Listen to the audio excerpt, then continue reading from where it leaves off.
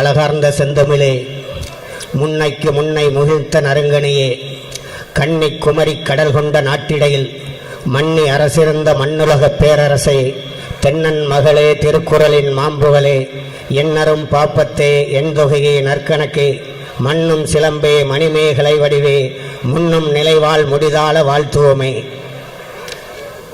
பேரறிஞர் அண்ணா அவர்களுடைய பிறந்தநாள் விழா நிகழ்வில் எனக்கு உரையாற்றக்கூடிய ஒரு உன்னதமான சந்தர்ப்பத்தை வழங்கியிருக்கின்ற கழகத்தின் பொதுச் செயலாளர் மற்றும் முதன்மை செயலாளர் உள்ளிட்ட அனைவருக்கும் நன்றியும் வணக்கத்தையும் தெரிவித்து என்னுடைய உரையை தொடக்குகின்றேன்.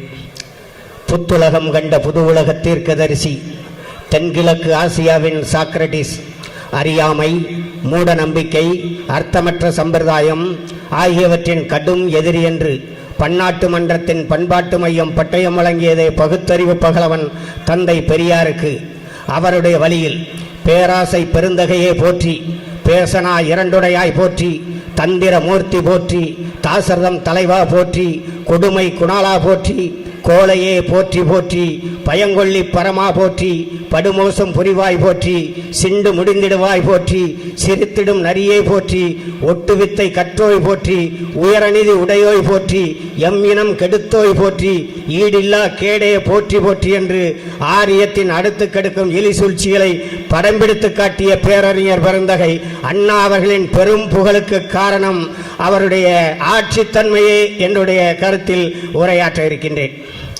அண்ணா அவர்கள் நடுவர் அவர்களே, அண்ணா அவர்கள் பேசுவதற்கும் எழுதுவதற்குமாக இருந்திருந்தால் அவர் திராவிடர் கழகத்தில் தந்தை பெரியாரிடம் ஊதியம் பெற்றுக்கொண்டு அவர் திராவிடர் கழகத்திலேயே தொடர்ந்திருப்பார். பொட்டல் காட்டில் பேசுகின்ற அண்ணா சட்டமன்றத்தில் பேச வழியுண்டா என்று எதிர்க்கட்சிகள் கேட்ட கேள்விக்காகத்தான் பேரறிஞர் பெருந்தகை அண்ணா அவர்கள் சட்டமன்றத்திற்கு செல்ல வேண்டும் என்ற முடிவினை எடுத்தார்கள். சட்டமன்றத்திற்கு சென்ற பிறகு அவருடைய ஆட்சித்தன்மையை பற்றி நாம் எடுத்து சொன்னால் இன்று இரவும் போதாது, நாளைய விடியலும் போதாது. அந்த அளவிற்கு பேரறிஞர் பெருந்தகை அண்ணா அவர்களுடைய சாதனை. இங்கே தாய்க்கு பெயர் சூட்டியதை குறிப்பிட்டார்கள். தாய்க்கு மட்டுமா பெயர் சூட்டினார்?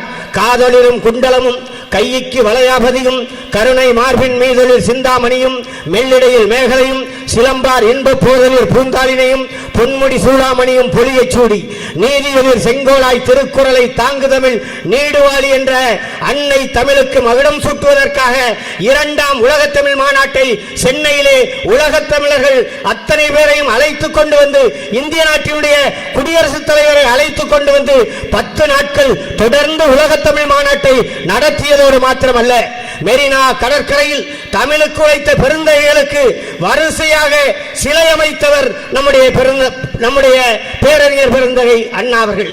அதை போல உழைப்பாளிகளின் உதிரத்தை குடித்து உழுத்து போன முதலாளிகளின் முதுகெலும்பை முறித்து போட்ட மே 1 அந்த நாள் உழைப்பாளிகளின் உரிமை நாள்.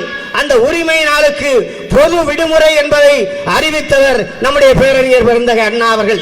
தமிழ்நாட்டுக்கு பேரறிஞர் பெருந்தகை அண்ணா அவர்கள் பொது விடுமுறை அறிவித்தார்கள்.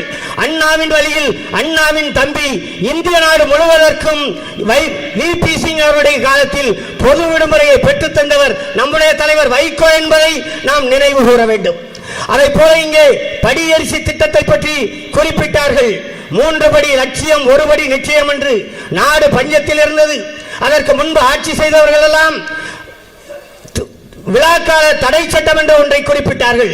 அந்த தடை சட்டத்தின் மூலமாக எண்ணிக்கைக்கு அதிகமாக விருந்து நடத்தினால் அவர்கள் மீது நடவடிக்கை எடுக்கப்படும் என்பதை எல்லாம் குறிப்பிட்டார்கள்.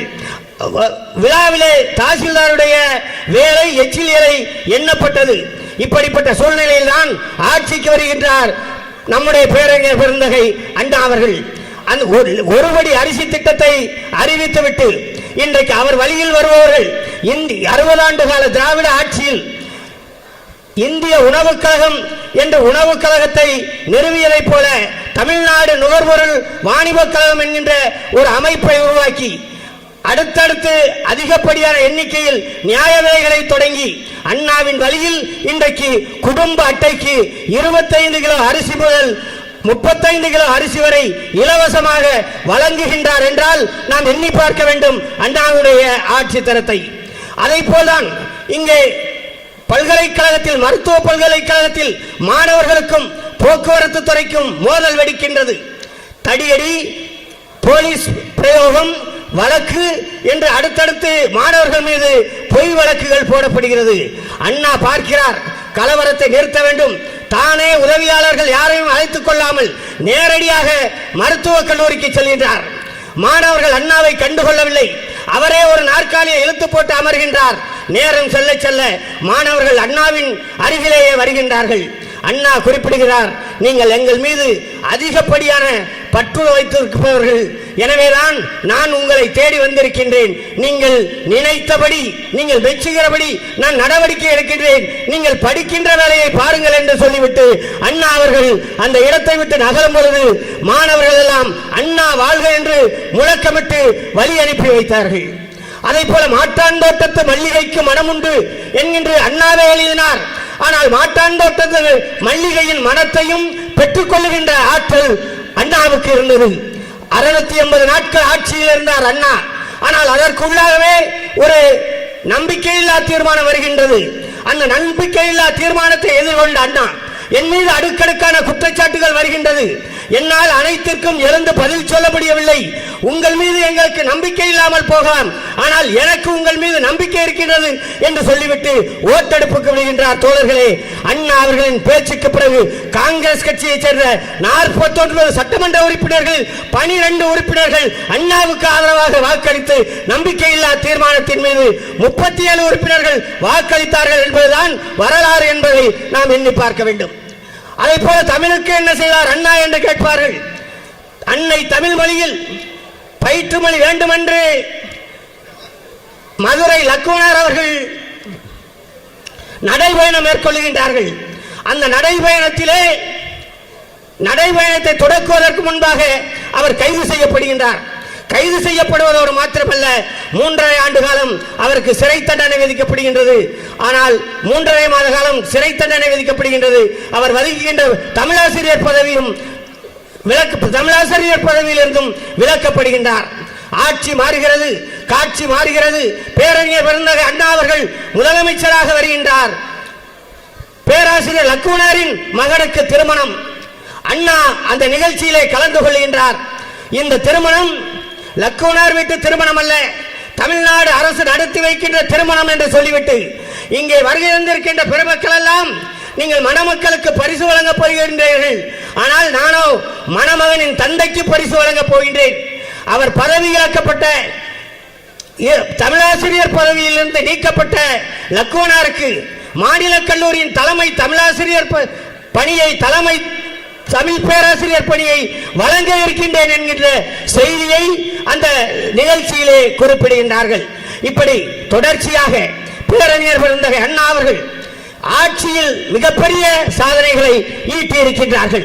ஆந்திரகேசரி பிரகாசம், ஓமந்தூர் ராமசாமி ரெட்டியார், மூதறிஞர் ராஜாஜி, பெருந்தலைவர் காமராஜ், முத்தமிழறிஞர் டாக்டர் கலைஞர், புரட்சி நடிகர் எம்ஜிஆர், புரட்சி தலைவி செல்வி ஜெயலலிதா போன்ற மறைந்த முதலமைச்சர்கள் மத்தியில் மக்கள் மனதை விட்டு ஒரு சில முதலமைச்சர்கள் நீங்கிக் கொண்டிருக்கின்ற நிலையில் அன்று முதல் இன்று வரை என்றும் மக்கள் மனதில் நிரந்தரமாக இடம் பிடித்திருக்கின்ற பேரறிஞர் பெருந்தகை அண்ணா அவர்களின் பெரும்புகளுக்கு காரணம் ஆட்சி தன்மையே என்பதை சொல்லி இந்த நேரத்தில் அண்ணாவின் வழியில் அயராது பயணிக்கின்ற ஒரு இயக்கம் வற்றாத வங்க கடலாக, வாடாத வண்ண மலராக, ஓயாத கடல் அலையாக, உலையாத பெருமலையாக, தீரர் கோட்டமாய், தீந்தமிழர் பாசறையாய், தென்னாட்டின் பொன்னேடாய், காருள்ளளவும் கடல் நீருள்ளளவும் சந்திர சூரியர்கள் இருக்கும் வரைக்கும் இருக்கக்கூடிய மறுமலர்ச்சி திராவிட முன்னேற்ற கழகத்தை வார்ப்பித்த சிற்பி, திராவிட இயக்கத்தின் போர்வாள் மக்கள் தலைவர் வைகோ அவர்கள்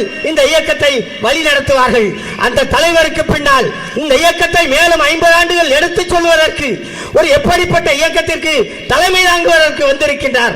அடக்குமுறை சட்டம் அத்தனையும் பார்த்த இயக்கம், மிசா தடா பொடா என்று தேசிய பாதுகாப்பு சட்டம் அத்தனை சட்டத்தையும் பார்த்த கலிங்கப்பட்டி வெள்ளை மாளிகையில் இருந்து இதோ ஒரு இளம் புயல் புறப்பட்டு வந்திருக்கின்றது மறுமலர்ச்சி திராவிட முன்னேற்ற கழகத்தை பாதுகாப்பதற்கு. எனவே அண்ணாவின் வழியில் அயராது பயணிப்போம். வாய்ப்புக்கு நன்றி, வணக்கம்.